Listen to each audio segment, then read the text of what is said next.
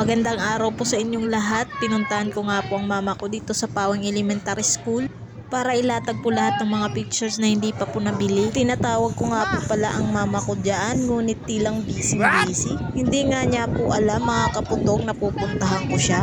Kaya nang nakita niya ako, medyo nagulat siya. Diyan na nga po pala nakita niya ako. Hindi nga po siya dyan nagsasalita, pero yun ang nangangahulugan po, natulungan ko daw siya.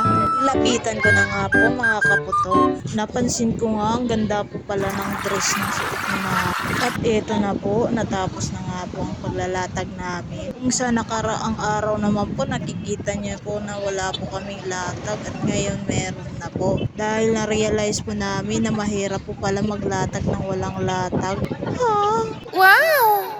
Didikit nga po ako dyan dahil para nga po hindi liparin ng hangin at yung iba nga po inibabawang ko na lang po ng mga bato para nga po mas mabilis. At ayan na nga po, nakita na nga po ng mga bata ang kanilang mga mukha. So, hanggang tingin na lang sila dahil hindi afford ang kanilang dalang pera. Titiis nga po sila kahit sobrang init para nga naman makita ang mga mukha nila. So hanggang dito na lang. Maraming salamat. Bye bye.